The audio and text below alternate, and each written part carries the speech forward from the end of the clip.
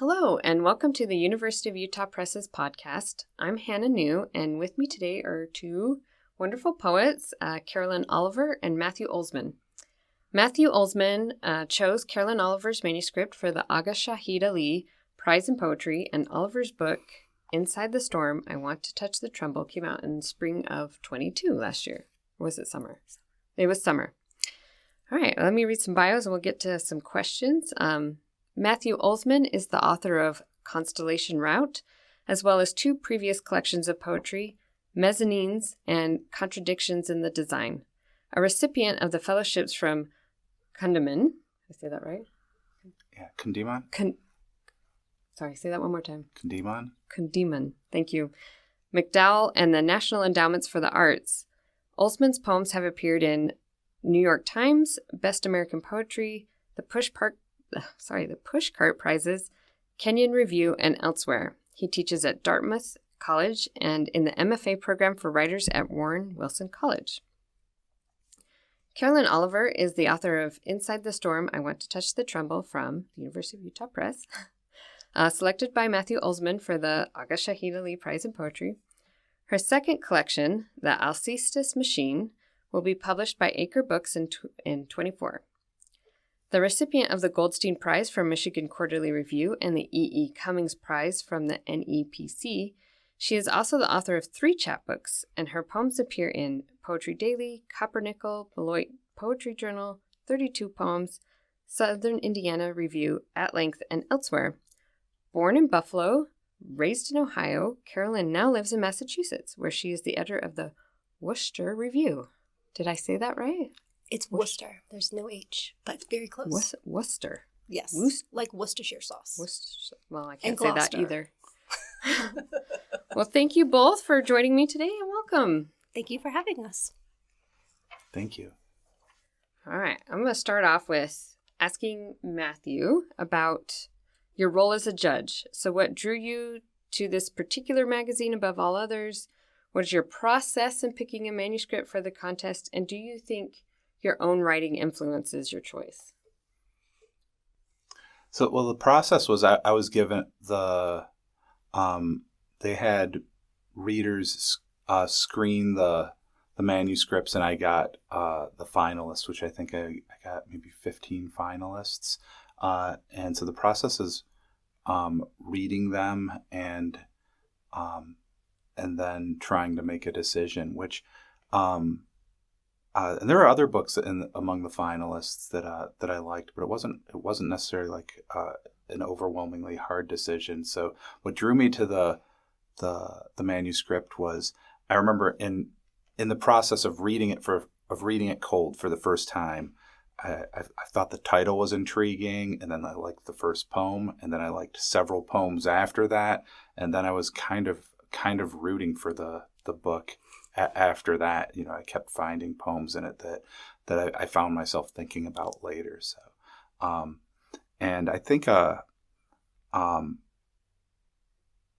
mean, for me, what makes a good book of poems is it's not really that mysterious. It's just a good book is one that has a lot of good poems in it, and that's what makes, because I think I value the individual poem over the collection, because I often find myself like thinking about individual poems in a collection, and so the thing that makes me appreciate the book as a whole is where I'm having several experiences like that, where there's numerous poems that I feel that I'll be returning to later. That's great. I like how you said that and how you're rooting for the book. I like that. That's a great way to phrase it. Yeah. So now I'm going to put Carolyn on the spot. So Matthew says in his foreword that one of the things he admired about this collection is its range, and that this book cannot be paraphrased or categorized. And I want you to try to paraphrase the book for us.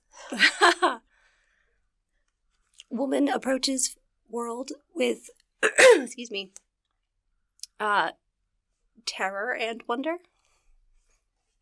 I stand corrected. The book can be paraphrased by the author. Yes, exactly. Like the authors often can paraphrase things that we can't. But I actually like that you said that because it really is hard to put a label on this book because the poems are, like, some are very different in just form and in subject matter.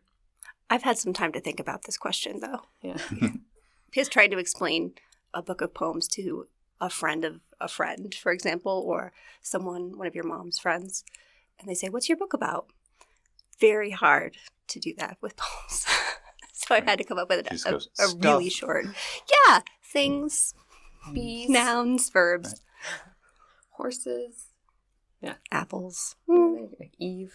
There we go. Yeah, a lot of Eve poems. Okay, sorry. I was going to ask you, to read. My son asked if I would rather live in a house infested by bees or a house infested by koalas. So let's go. Yeah. Sure, I could read that poem. That's the first poem in the book and the source of its title. In a late addition to the manuscript, actually, because once Horatio is my son, we were walking during the pandemic, and he asked me this question. It was very early in the morning. I did not have an answer at the time. My son asks if I would rather live in a house infested by bees or a house infested by koalas. Late summer. Hurricane scraps batter the crabapple that didn't bloom this year, peeling open a paper nest high in the branches. Pitiless, I hope it's empty. Hope they're gone, the wasps. All these hot weeks they've refused my offering of phlox and milkweed, sunflowers and ruby buckwheat. Instead, they've stalked the raised beds of vegetables I should tend, patrolled the deck when I need to rest, skimmed my neck for a flinch. Allergic to, my father as a child had a friend whose mother died, suffocated when a wasp or a bee stung her throat. So, my son's question. Survival means koalas on the stairs, lamps turned to boughs, menthol in the mouth. Means marked territories and the slow click of claws in the dark, days safe in a house full of sleep. But sometimes, it feels right to tell you this, sometimes, inside the storm I want to touch the tremble of a colony warming its queen. I want walls seeping honey. I want a willing tongue. Thank you. Sure.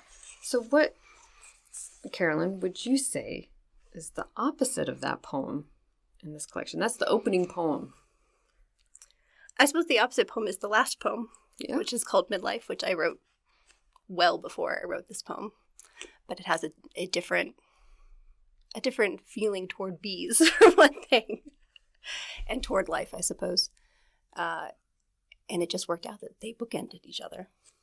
Or they bookended the rest of the poems, which are, Matthew is completely right. It was a very tricky collection to put together because the poems are so disparate. Will you read Midlife? Sure. I can read that one. I was going to say the opposite would be Colts. Oh, that's interesting, too. But it is also close to the end. Also one I wrote a lot earlier. Oh, yeah? Yeah. That's interesting. Which one would you like me to read? I want to hear Midlife. I actually really like that one. Midlife. It might have fallen 16 years ago, or 5, or yesterday. But if I were asked, I'd conjure a soft morning 9 years from now, in late October, when the sun hasn't quite surrendered, when the cold marbles the air like veins of fat through meat, and in the season's last pursuit, the weary bees attend the nasturtiums, the wavering turtleheads. By then, I might have learned temperance, or one of the minor virtues, like leaving well enough alone. By then, I might have learned to accept some hard things, absence mainly, but frailty too, and censure. By then, I might have learned to coax my courage out into the open. See, there's a stranger just off the bus, clutching a bag of small apples. No, they've spilled, scampering over the lawn with something like life. Laughing, we go together, gathering them back, as I regret the skin of every stranger's hand I've missed, the fruit of their low, warm voices. Overhead, the hawks circle. The stranger slips away. A brute wind shuffles the leaves, scrabbling for purchase. In a parched marigold clump, one crimson apple remains, glossy peel breached, wide seam of white flesh tenderly harvested by nimble tongues that taste, then taste again, as if they can take all that sweetness, make it last. And on this soft morning, 9 years from now, the days behind gone hollow, the days ahead milling, buzzing in their thousands, waiting for you and watching the bees drunk on the stranger's gift, I could answer, yes, this is the time, the place to end and start once more.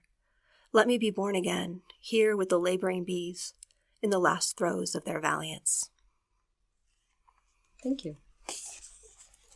So I was looking through your book, Matthew's book, Constellation Route, at the same time that I was reading Carolyn's book, and I couldn't help but see a little bit of connection between the books. For instance, you both bring in a lot of people and characters into the poems. You have William Shatner and Bruce Wayne, and you have these series of poems like Letters to Matthew Olzmann, which I just love the thought of that idea. In Carolyn, you have John Donne and Leonard Cohen and Ralph Vaughan William Tell. But I saw in Carolyn's book that you focused on Eve a lot. You had Eve and someone do something, basically, the format of the poem title. And Matthew, I had you use your self-repeat Letter to Matthew Olzmann. So could maybe you both explain how you pick the one character to use? Or maybe your use of characters. We can change the question around. Could you write the same poem without using the character? Some of them, yeah. Some of them, no. The reason that those letters to Matthew Olzmann started to show up was writing these. I was writing these kind of epistolary or apostrophe or letter poems for many years, and at some point I realized that they would eventually become a book, and which was exciting that to me, to have a reason for all these poems to go together, kind of to have like, oh, these poems could all belong together. My first two books was sort of very different than that, trying to figure out what might fit together. But in realizing that they fit together, that these poems all had a similar approach, that one of the challenges then became how do I create types of variation, but also with poems that still feel sort of connected to the book. So I started thinking of other approaches, like instead of just me writing letters to all these disparate points out there, I did some persona poems that were letters written to me from a traffic light in Durham or from a group of pigeons or what. And then I invited, like I was telling some friends about it, and they were like, "Oh, that sounds interesting. Like, you want to write one?" So So I think there's like 5 poems that are written by other poets, and they're just letters to me. And they were given the instruction that they could write whatever they want. But so those poems that I couldn't write. I didn't write, but I couldn't write them without probably referring to me, but and fitting it into the book in some way. But I think the other ones could have been written to other people, because they're not always like a letter to Matthew Olzmann from a traffic light in Durham, North Carolina. Is very little of it is about me, which is actually kind of how we write letters sometimes. Like if you're writing to someone, I mean, whether it's an email, a letter, a text, you don't often like spend much time telling them about themselves. You're talking to them about something else. So like something they need to know about, or something that you just wanted to share. So that's very interesting that you pointed out. You're completely right. Yeah. Often to whom the letter is addressed, it's not actually about them. Yeah, that's very interesting. That actually answers a question I had about your collection, because you do include so many disparate subjects. And so I had wondered if you knew that you were putting together a book of epistolary poems from the outset, that maybe you'd written a few and, I'll write more and it'll be a book. Yeah. I didn't know that I was putting together a book initially, but I did. But I was writing a lot of them on purpose. I've always, since I started doing any form of creative writing, sort of had a lot of poems that will use the direct address in different ways.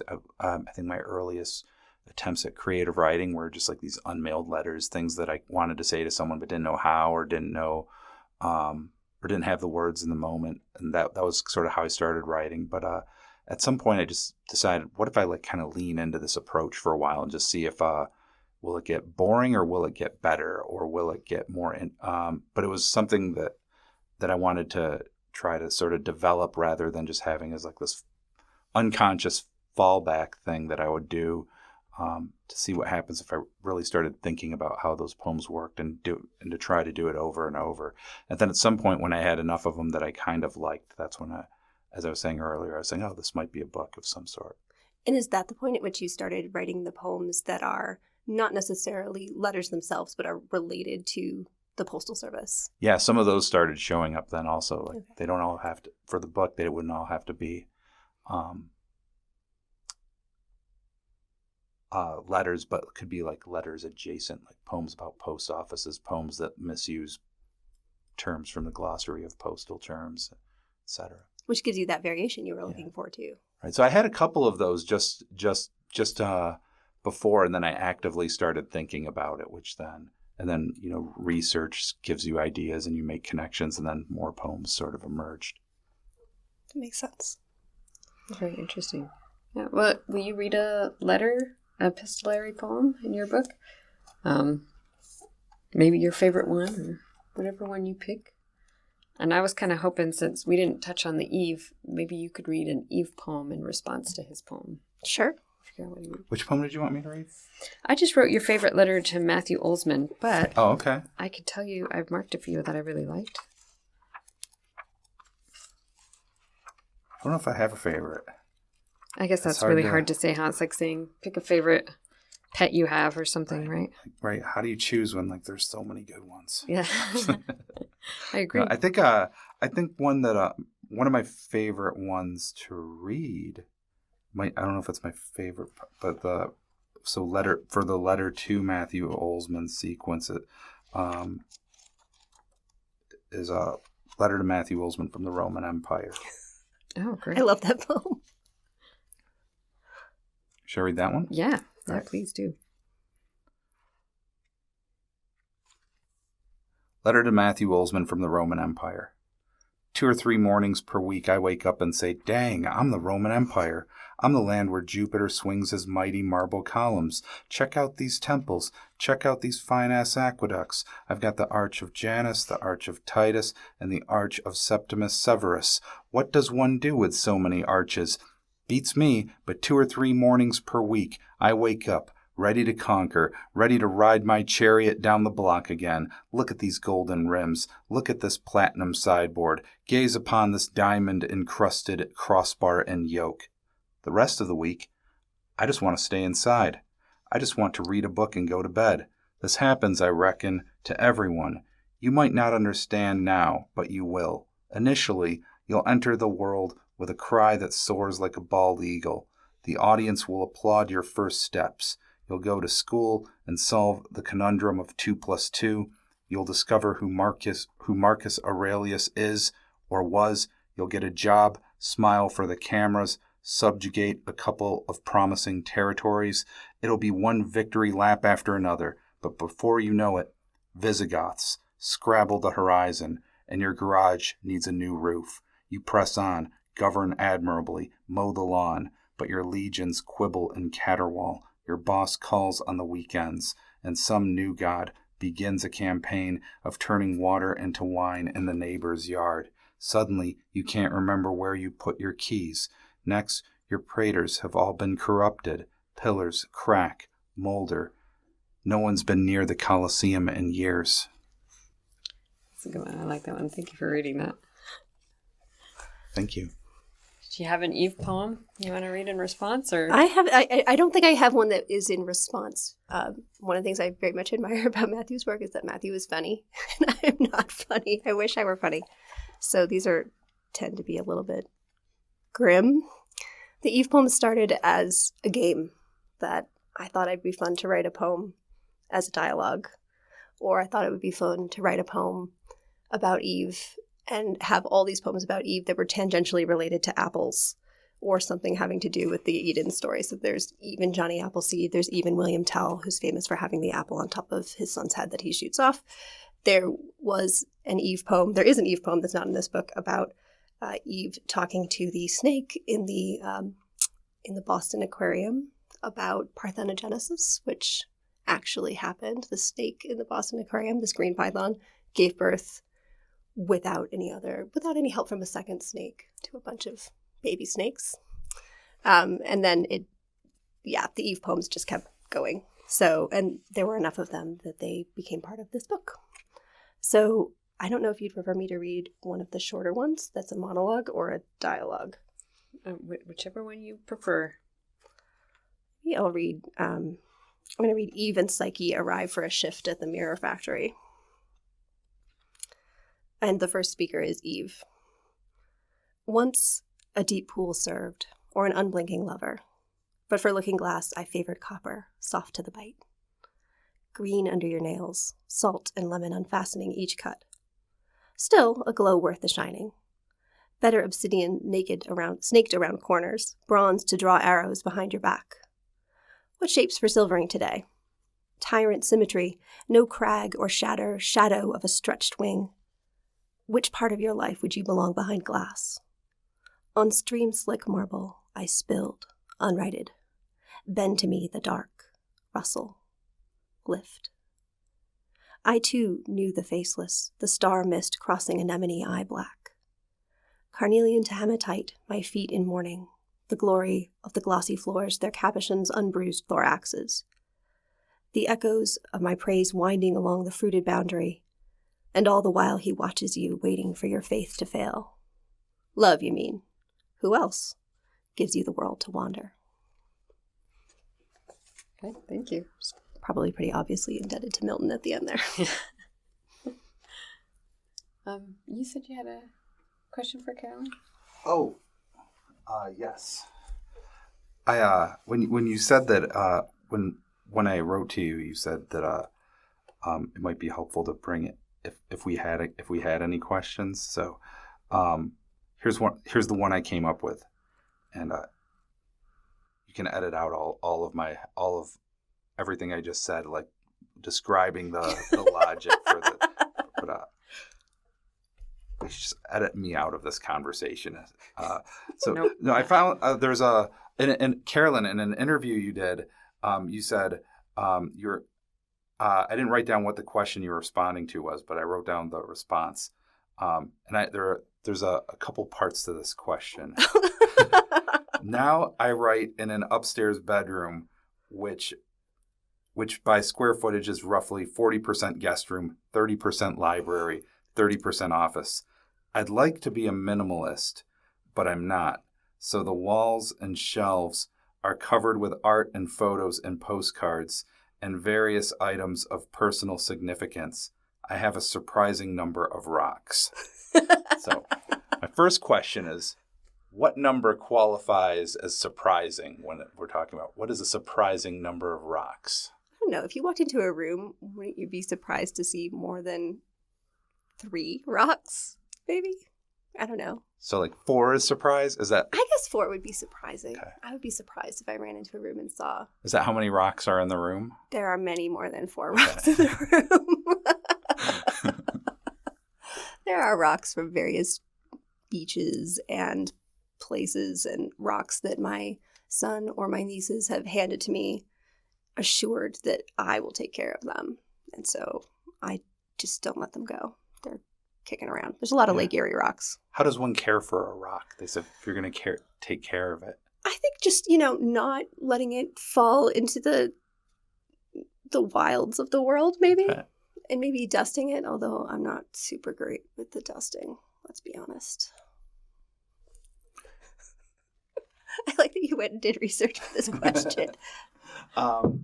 The other part of the question that is kind of more poetry related was when you said, I'd like to be a minimalist, but I'm not. And I was thinking about how for a lot of artists, writers, but artists in many disciplines, the process of sort of finding their own voice is figuring out what they're not, like trying one thing and then saying, oh, well, that's not what I can do, and then trying something else. And so I was wondering if in poetry, if you find there's some variation of I'd like to be a minimalist, but I'm not. Like I'd like to be this, but I'm not. Oh, sure. I mean, I think I'm definitely still in this process of trying on lots of different hats to see what will work. I don't know. There's plenty of poets. This is one of those deer in the headlights question where if you ask me who are my favorite poets, and then I would go completely blank. But poets who can write these sort of spare lines, I'm not good at spare or funny, apparently. So I think I'm still in the process of trying to find a style, but my mind darts all over the world, and I want to share everything cool that I find, every dinosaur, every rock. I would like to somehow fit into a poem. The bear that crossed our lawn in June, I would like to put that bear in a poem. And I don't know a way to do that without writing lots of different poems and lots of different kinds of styles. Yeah. So I'm still working on it. I think part of that question comes from like seeing this collection, how many different things you're able to do, and seeing, so thinking about the, what is it about minimalism that you're drawn to? Maybe it's as opposed to maximalism. The one thing that I can't do that I really try. I think forms like the pantoum and the villanelle are really beautiful, and I have never successfully written a pantoum or a villanelle because it requires that perfect line that you can repeat. And that is a kind of minimalism that I find very difficult to achieve. And I very much admire people who can achieve. Poets like Natasha Trethewey can write villanelles so subtle and lovely you don't even realize they're a villanelle until the very end. I mean, you were talking about like room decorations, and I was sort of like shifted to poetry. So, no, but that makes sense. In poetry, I'm not capable of minimalism either, as much as I would like to be. In fact, when I'm looking at a poem, my first instinct in revision is not to pare it down, but to say like, what happens if I had 7 more things? Yes. So and exactly. Then seeing where those things take how they evolve the still forming thing in front of me. So yes, I think the closest I can come to minimalism is the Fibonacci, like poems based on the Fibonacci sequence. So I have a few in the book that I took the Fibonacci sequence and I call it to myself a double back fib. So it's the syllable pattern is 1, 1, 2, 3, 5, 8, 13, and then it goes back 13, 8, 5, 3, 2, 2, 1, and that forces concision because it's so tight. And I enjoy doing that, but at the same time, I'm never sure how successful I am. So what have you tried on that hasn't worked for you? So many of them. Like I think I think from the time when I started writing as a teenager, there was a time I wanted to be more of a songwriter maybe, or my poems were like imitating like lyrics from like 90s rock songs that I was listening to, and but then there's a time I wanted to be like a beat poet, and the time that I wanted to be like a sort of brooding goth poet, or like Baudelaire, like a cross between like Baudelaire and Trent Reznor or something like that. And then there was a time I wanted to be like a slam poet, and I did that for a while. And there was a time I wanted to be a formalist. There was a brief interest in a very short-lived interest in language poetry. So I think I sort of went through a lot of things where I would sort of say, oh, this is what poetry is, or this is the poetry I'm interested in, and we'll try to find a way to enter that type of conversation. Yeah, I really like that you said that. I think that's the whole reason why I never actually became a poet, even though I have an MFA in poetry. I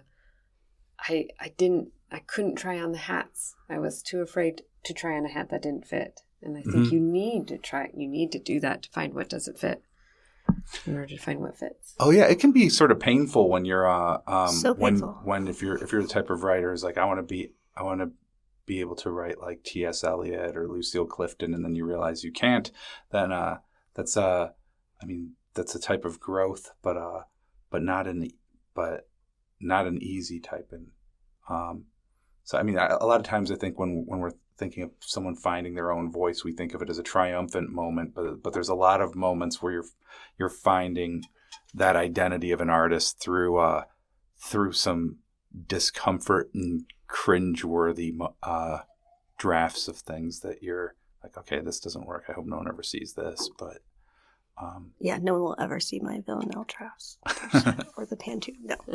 No. Oh, that's But great. I have a lot of fun trying on hats and trying on like different forms. You know, the Louis Turco Book of Forms. Sometimes I'll just open a page and say, "Oh, here's a Welsh form that I cannot pronounce. What will happen if I try it?" Usually, I fail. Like almost always, It doesn't work. But it's fun to see what happens. I actually have an assignment for you if you're willing to take it. I think you should try to write a funny poem called "Letter to the Bear Who Crossed My Lawn in June." I would like to try And to write write it that in poem. the Matthew Olzmann form. In like a conversational sort of style. Yeah. That I way would- you're fitting the bear. I try. I have some letter poems. I think I had read Constellation Route and I started writing. I had a few letter poems already. The poem in this book, "To the Man Who Tried to Grab My Face Through a Car's Open Window," that was originally called "Letter to the Man," and then I took that out. But anyways, I have a poem called "Letter to the Woman at the NASCAR Race Cheering Only for the Winless Drivers," which is not in this book. But yeah, that made me very happy cheering to only wree for the winless drivers. The winless drivers. The drivers who hadn't, which is based on a real experience at the New Hampshire Motor Speedway a couple summers ago. Yeah, I would like to write that poem. Yeah. That sounds fun. I tried to write something recently in kind of a ballad form, like a 4-beat line and then a 3-beat line. But I'm really, really bad at sketching. But it sounds too sing-songy. It's not working.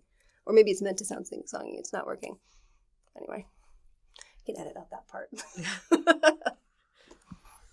Well, I think it's, as you were saying, I think it's almost, you have to, as a poet, fail in order to write. I think that. All the time. All the time. I have a question for Matthew. Yeah, please. Do you feel comfortable talking about what you're working on now? Yeah, I'm working on a couple books of a couple different things. One is I think I'm finishing up a new book of poems that's so Constellation Row was mostly epistolary poems, and I started consciously working on those in like 2013 or 2014, and there's a span of 5 or 6 years sort of represented in that book. And then a lot of the poems that I was writing that weren't epistolary poems sort of became their own pile. And so for the last year, 2 years, I've been sort of shaping that into something. And then I've become really interested in the epithalamium and wedding poems. So I've been writing love poems about weddings, poems for weddings, and because I was asked to write a poem for a wedding, and I wrote one that wasn't appropriate for that wedding, but I had a lot of fun writing it, and then a few other people, like another friend, and also my sister is getting married and asked me to write one. So now it's like I had like this kind of assignment hovering over me. So I'd written several that and I was just having fun writing those. I don't know if that's like a project, but that's something that I've been working on a bit. I kind of like the form. I didn't think the sort of mode and that tradition, and I didn't know that I would, but it's actually really sort of fascinating, like some of the things you're able to do, and with this type of an occasional poem. Most of the time when you're writing a poem, or maybe writing anything, you're trying to anticipate what the reader or audience is how they're going to be reacting, what kinds of things do they know about, are they going to get this reference, are they going to put these things together? But with the epithalamium, a wedding poem, you actually know a ton about your audience. You know, like you potentially know the day it's going to be delivered. You know, you might know the literal people that are going to be in the room and know about their lives. Any of that you can bring into the work.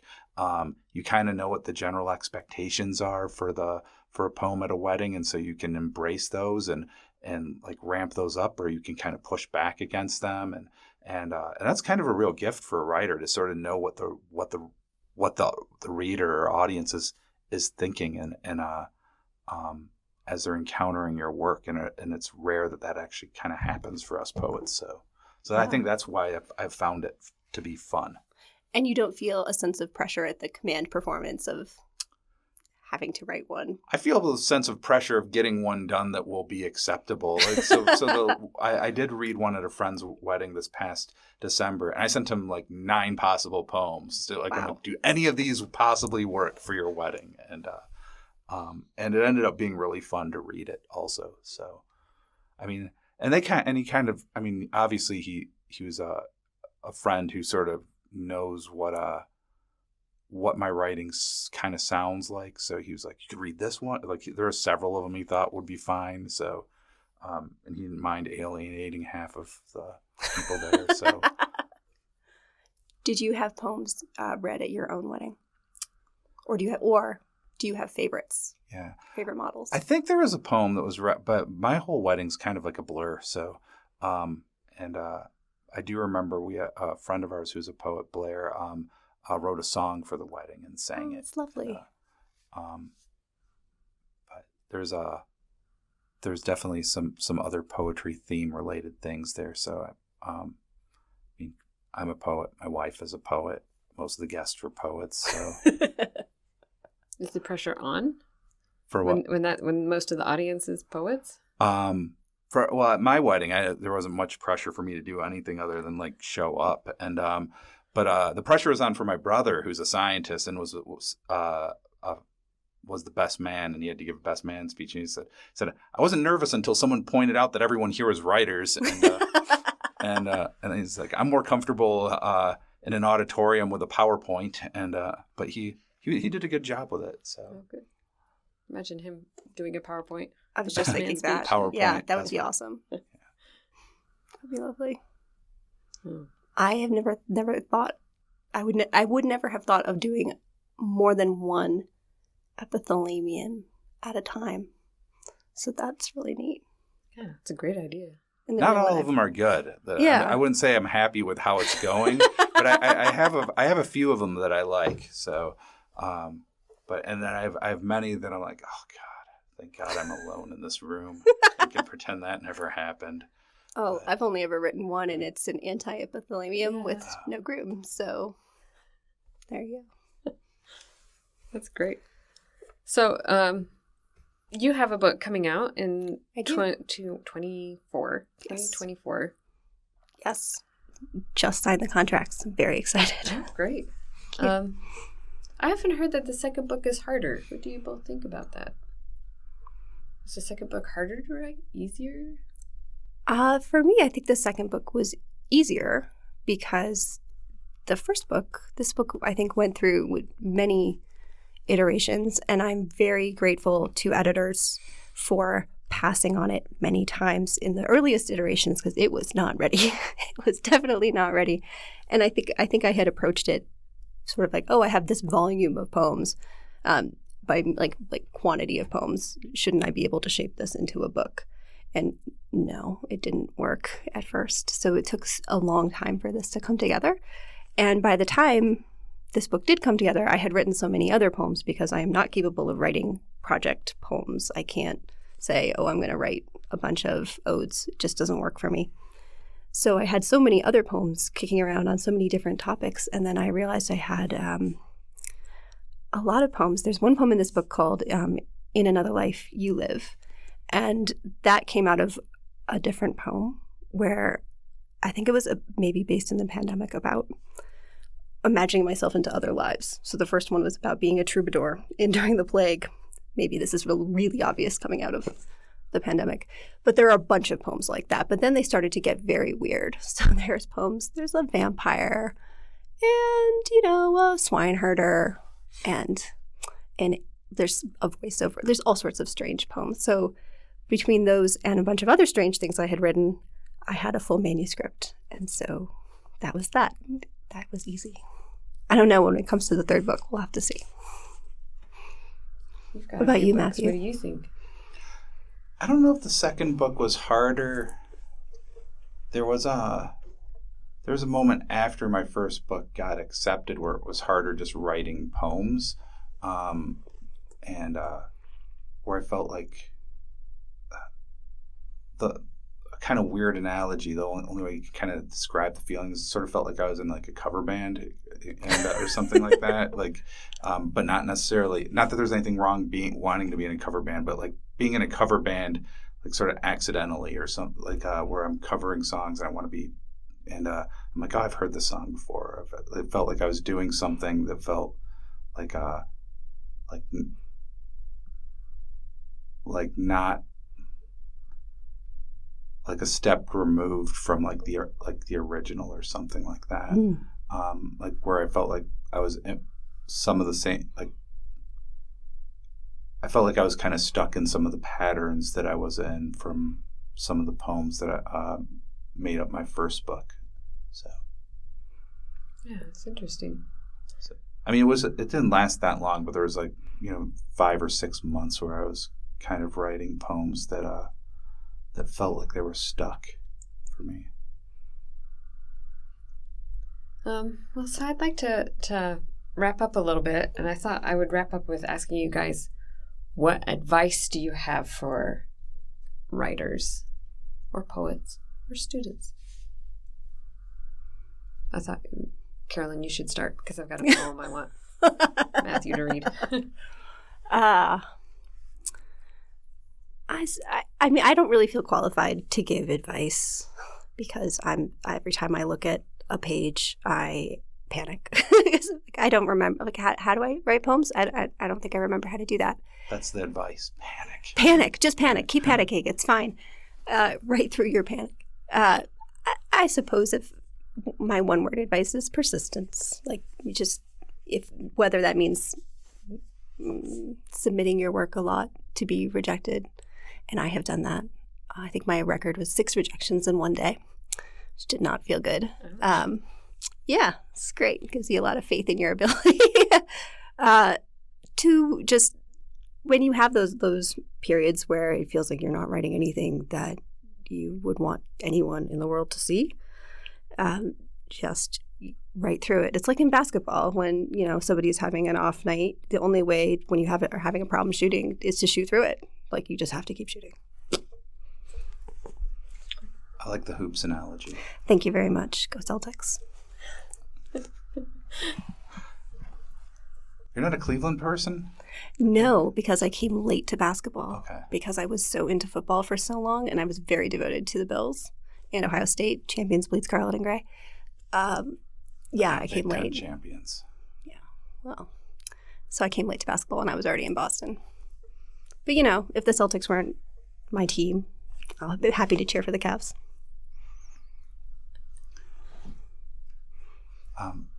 So the question is, what advice for writers?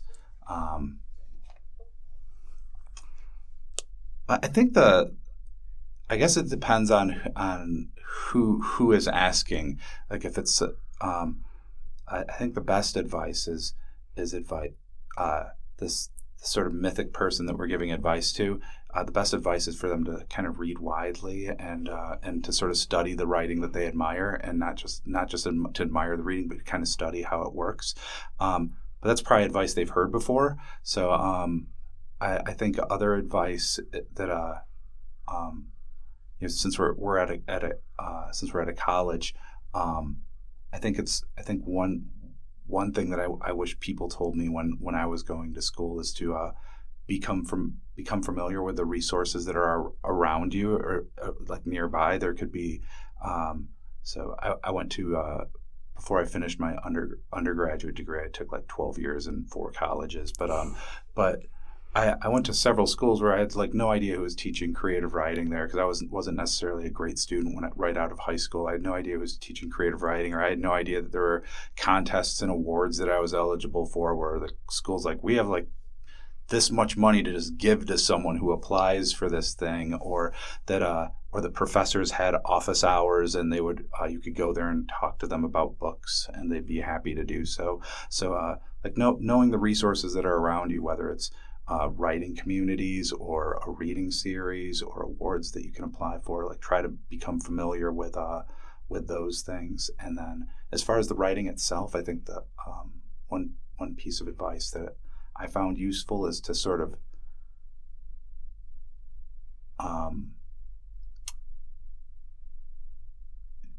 trust the things that sort of drew you into writing. Like you became a writer because there was something about it that you loved, and so to try to sort of follow that, to try to have when you're writing, to kind of follow the things that are fun or fulfilling or feel rewarding for you, because a lot of writing is just like you sitting alone at a desk, and that's kind of to many people that sounds kind of miserable, unless you're the type of person that's like, I love sitting alone at a desk. And so you kind of have to find a way to make the process its sort of own reward. So you if you're kind of distracted by all the other things, like what's happening on social media or who's getting what, or rejection letters, or et cetera, that kind of pulls you away from the thing that you really love. And whereas if you're focused on that thing in the art that drew you to the art in the first place,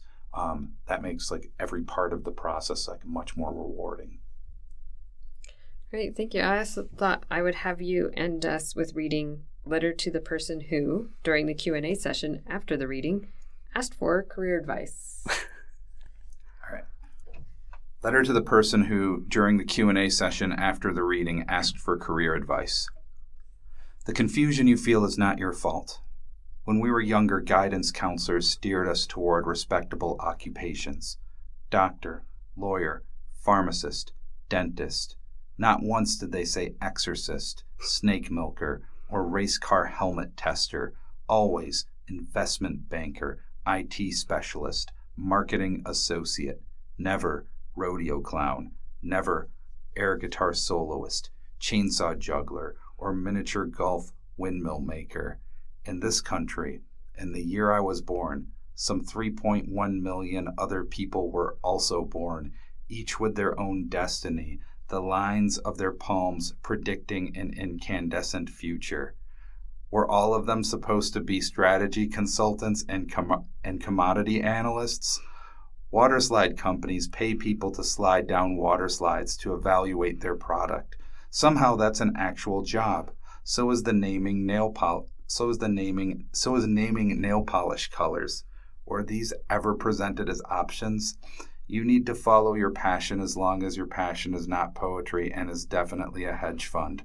If I could do it over, I'd suggest an entry-level position standing by a riverbank, or a middle management opportunity winding like fog through the sugar maples of New England. There's a catastrophic shortage of bagpipe players, tombstone sculptors, and tightrope walkers. When they tell you about the road ahead, they forget the quadrillion other roads.